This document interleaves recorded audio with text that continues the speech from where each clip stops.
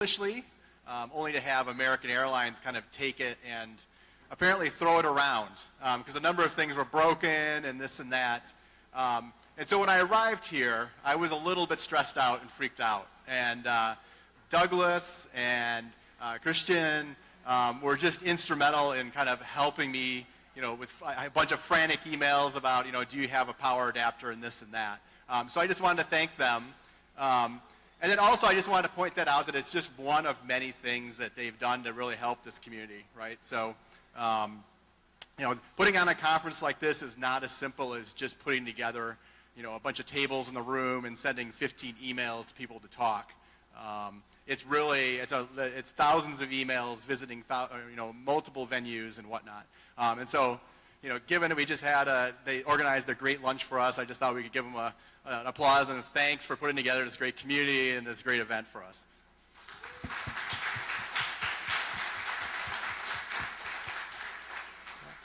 All right, so today I'm going to talk a little bit about the future of computing, but to kind of get there, I have to talk about where we've been. And so this has really been our conception of what a computer has been for like 20 or 30 years, right? It has a screen, it has a keyboard or some type of input device. And over the last decade, that's changed a little bit. Computers have started to go with us everywhere, right? They're always on, they're always receiving information, but really it's still sort of the same paradigm. There's some way of entering text, there's a screen that you look at. And there's a lot of thinking right now in the industry about how we move this forward, right? And so, smartwatches are one potential way this is going to move forward. Google Glass is another way. But what I think really will shift the way, shift the computing in the future, in the near future, is that we extend computing to the things that are already in our lives. So this talk is probably going to be one of the first talks in JSconf history that focuses on light bulbs. This is the first light bulb talk of JSconf. It will not be the last. It will not be the last, but it's one of the first. And the light bulb is just one of many things that already exist in our lives, right? That can be made better with computation. And I really believe that JavaScript is going to be part of this revolution, a part of bringing these things into, making them programmable, essentially.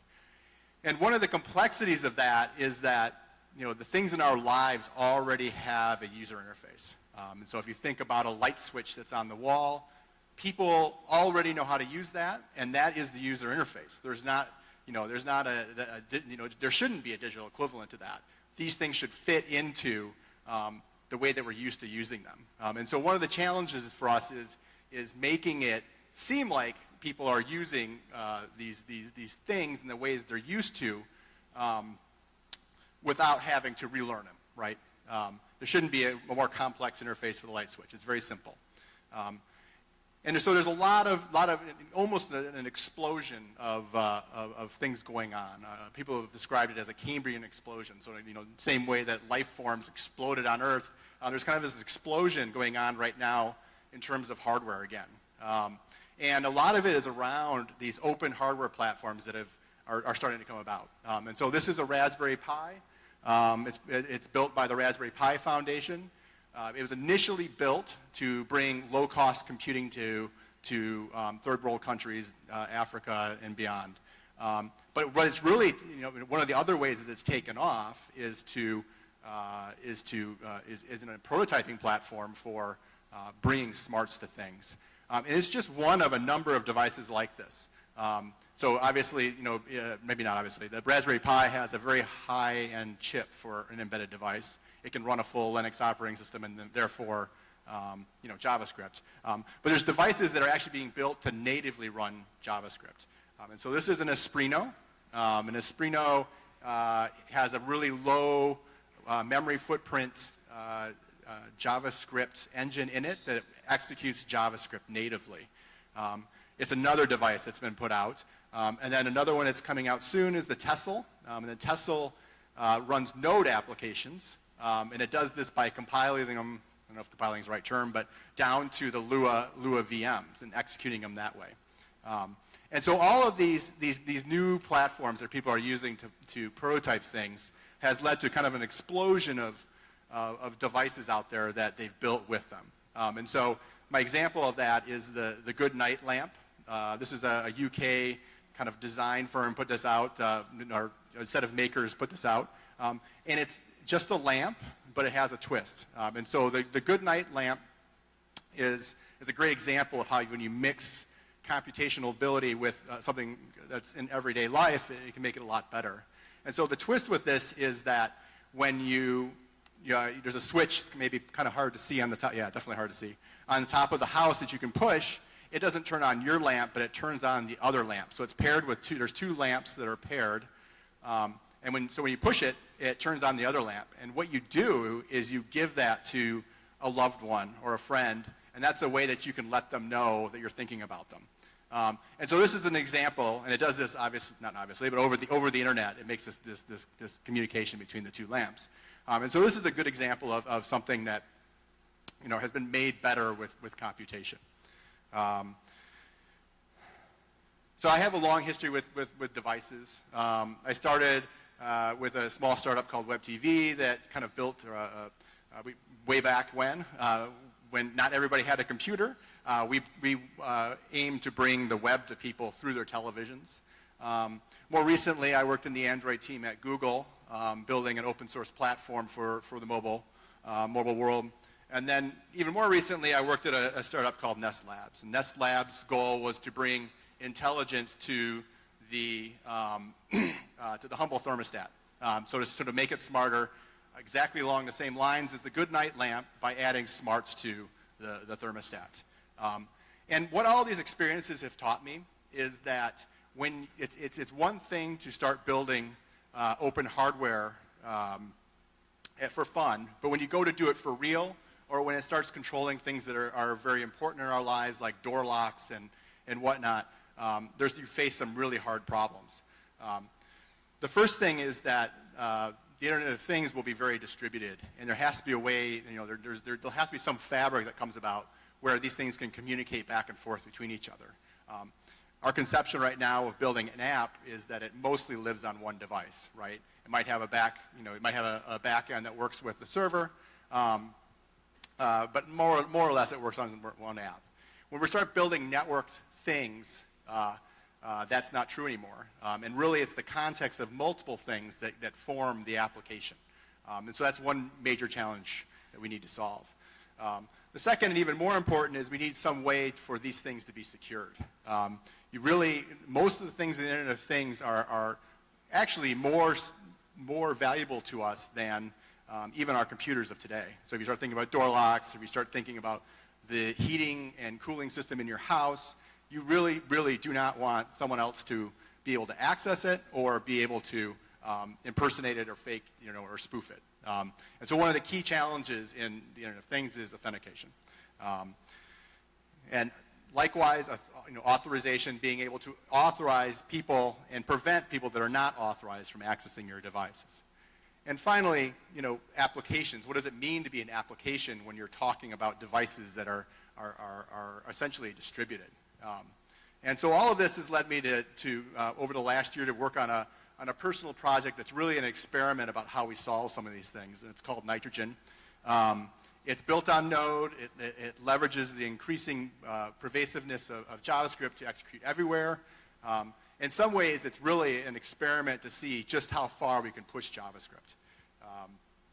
I built this for myself, really, as a maker. I know it's kind of a common theme today. I think, had some type of artistic urge to build it.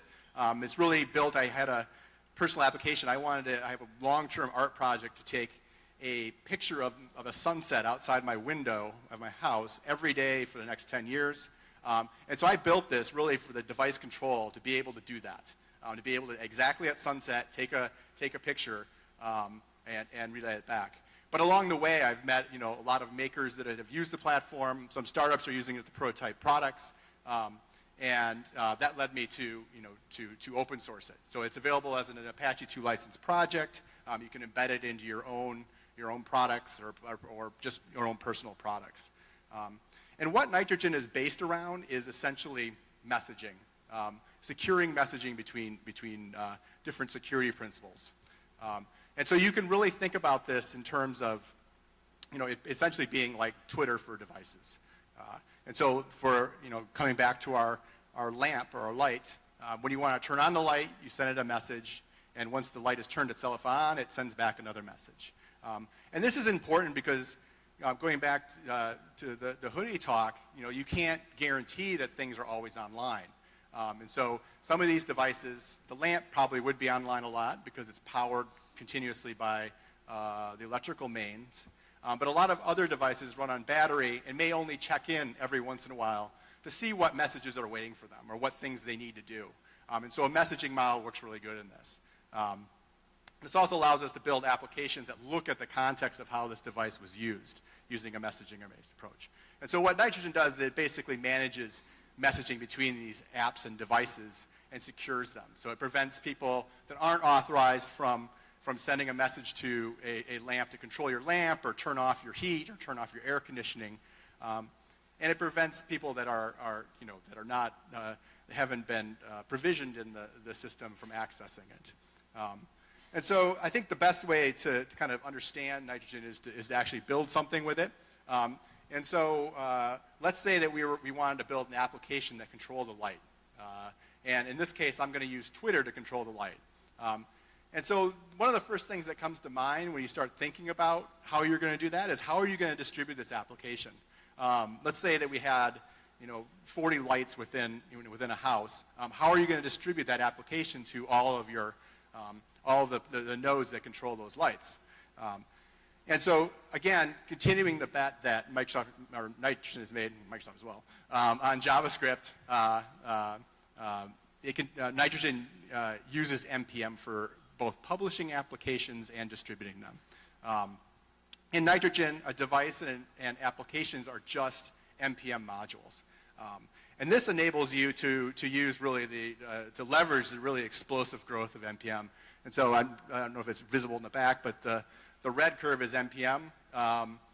July 1st, JavaScript will be the biggest ecosystem in the world. There's a little bit of noise at the end. That's around NPM Inc., and they're cleaning up the repository a little bit, but the trend here is clear. It's going to blow past Java. It's going to blow past Ruby, and JavaScript, in my opinion, is never going to look back.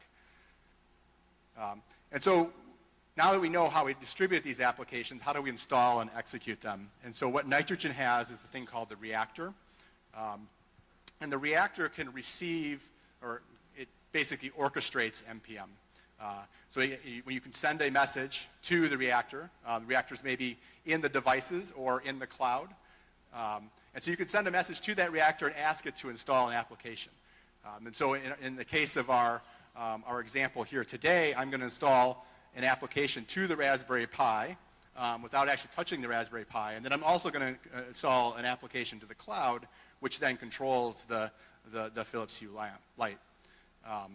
And so what the reactor does is manage that full life cycle: installation, starting, stopping applications.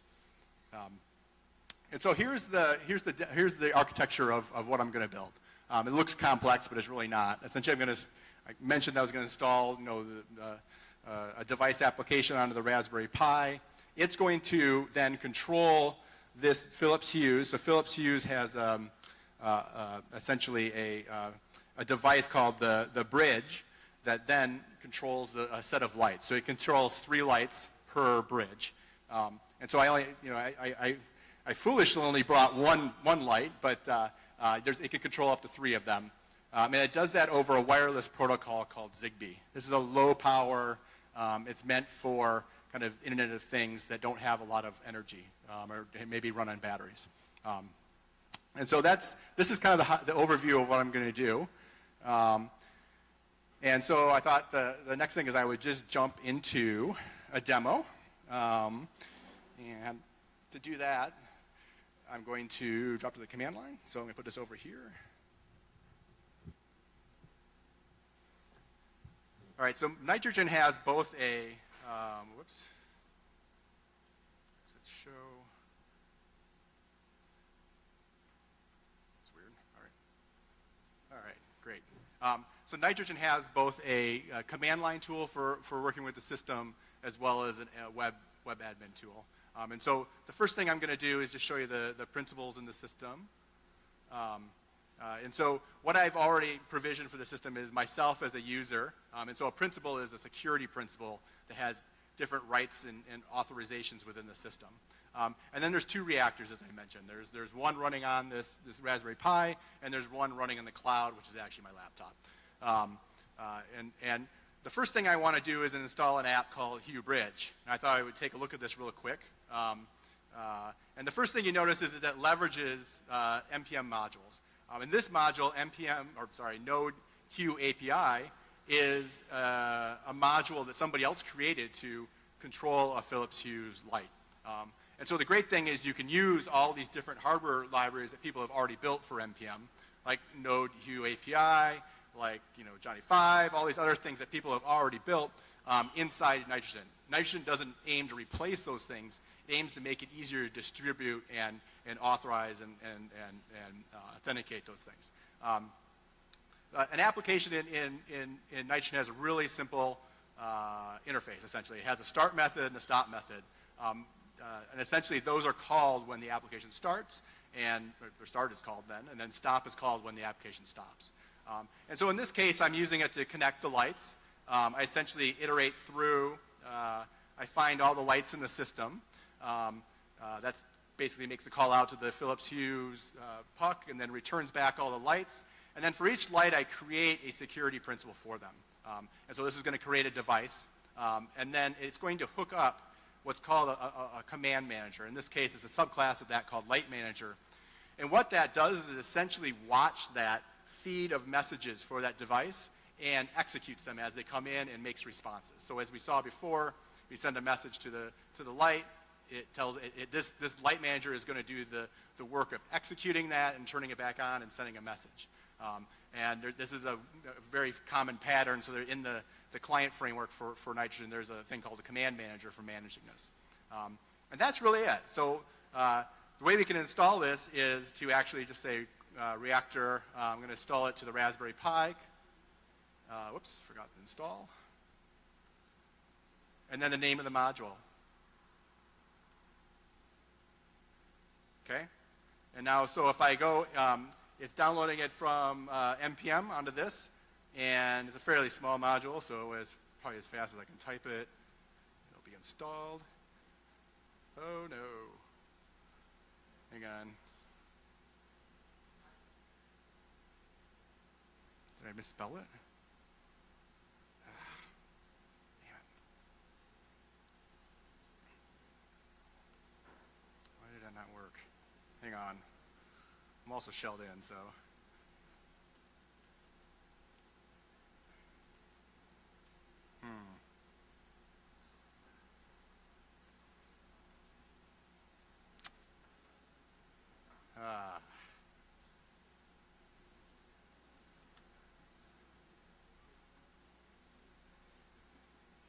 Oops. Okay, great. Sorry. I don't know why it lost. So what it does is that command manager as well, I forgot to mention, maintains a connection to a real-time connection over Socket.io to the service. And it looks like for some reason, probably because of my very expensive networking setup here, it lost that connection. And so if we do if we look at what the state of the Raspberry Pi is now, you can see that it's been installed and now it's in the stop state. And so what we want to run something on the Raspberry Pi, we can just do start Raspberry Pi. And if we do state again, we should see it in the starting state. I know what happened to my network connection. Huh. Well, that's disappointing. For some reason it's not getting messages. We'll help it along here by asking it to refetch. When it starts the application, it actually fetches all the messages and and works out what it should be doing. So right there, I'm shelled into the device. Oh no. Damn it.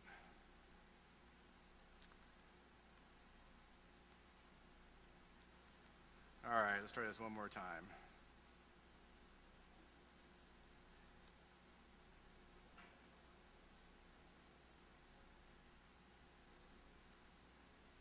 All right, so now it's starting. And what it's going to do is it's going to go out and hit this bridge and look for all the different devices, and now it's running. So now if I look at the devices that are available in the system, we see that it's discovered the three, because this puck can handle 3 lamps, it's discovered 3 lamps and it's provisioned them. So I brought the second of these lamps, so I'm going to copy, hang on here quick, I'm going to copy a command. And what I'm going to do is, as we saw on that slide, I can send messages to those devices. And so what I'm going to do is I'm first going to turn on the lamp, and if people can watch the lamp, make sure it doesn't catch on fire, I appreciate that. There's a slight possibility of that. All right.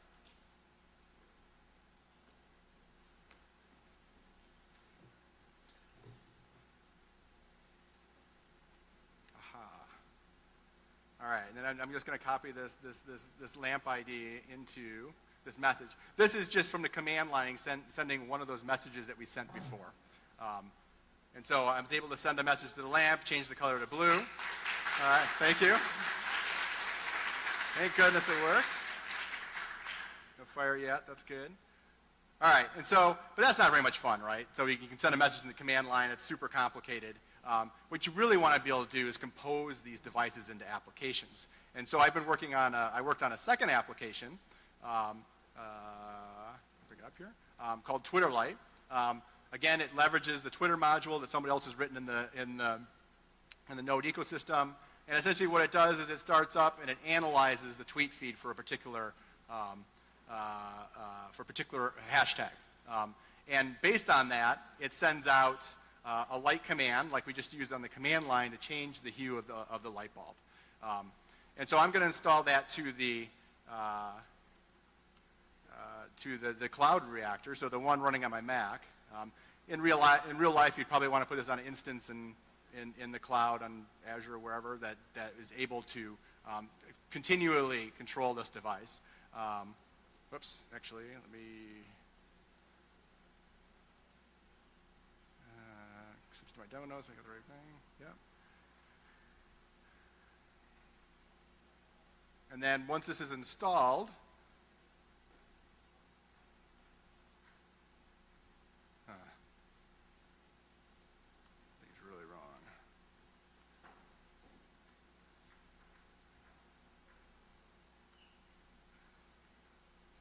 why am I neck running? Okay, so it's installing Twitter Lite. This is actually the reactor running, and so it received that message. It's doing the npm install on my machine. I don't know why the real-time messaging is not working, but in any case, so now with the module installed, we should see that it's in the stop state, and so then I can. This is really a really complicated-looking command, but essentially I can pass parameters into that application. And so in this case, I'm mostly using this to pass in all of the things Twitter needs to let me use their API, which is pretty considerable, actually. So I'm going to pass in all the authentication things, but then also the lamp that I wanted to control. And so what this is going to do is it's going to look at the relative, how this a term, in this case I'm going to use JSconf Brazil, JSconf BR, how that Twitter tag is trending on Twitter. And so once this application is started, all right, you can see that there's a lot of activity. So it went out and looked at. We can go back to the reactor itself. It's gone out and looked. It's computed that you guys are using, doing a fairly large amount of Twitter activity, and it's made the light red. If you stopped using Twitter, it would, it basically would adjust and follow all the different, the ebbs and the flows of how people are using Twitter over a 15-minute period. And so that's an example of how you can use an application to essentially control, a particular device, how an application can use the context of what it's in. In this case, it's following the context of this conference. Without you having to interact with it, it's kind of reflecting that context, that there's a lot of tweeting going on, there's not a lot of tweeting going on, and it'll change the color appropriately. So we can actually see this in action if I go to here. Oops, reload. So these are all the principles. This is the web admin of this. And so if we look at the light, we can see that it is every 15 seconds it gets sent one of these. So it should get sent there. There is one. And so it sent a light command, and it replied back with its current status. So this is an example of how you can look at, you can in real time watch the message stream coming off of one of these devices. You also can look at the logs that are coming off this device. One of the challenges with doing embedded development is these devices may live in the middle of, literally in the middle of nowhere or up in very inaccessible places, and so you can see the logs coming off of this. And then finally you can see who actually has permissions to use this device. In this case it's only me, and then the lamp itself could send itself messages. So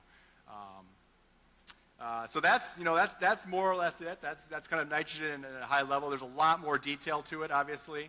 There's a project site, nitrogen.io, that has a full set of guides that you can go through to learn more about how to do this yourself and build things for yourself. And switching back to the slides real quick. One of the things I would, I showed it in one device, which makes it kind of hard to understand, why don't you just shell into the device and just install all this stuff yourself? And the context behind that is often in these applications, there may be hundreds or thousands of these sensors that you need to install things to. So there's one company that I'm working with that is doing some work around agriculture, and they have thousands of moisture sensors and nitrogen sensors in their and poles that are in their fields. And they use this to make sure that they don't have to apply too much water or too much fertilizer to kind of save on the environment. And going out and installing something to each of those devices would be obviously too hard. So there's real commercial opportunities to this, but obviously you can build your own robot army as well with this. But in summary, I think the most important thing is that I believe this kind of revolution is coming. If you have a NodeBots community in your local city, I highly encourage you to join it and learn more about how you can use JavaScript to work with hardware, make something cool, and I haven't found the limits to where JavaScript can go. Thanks.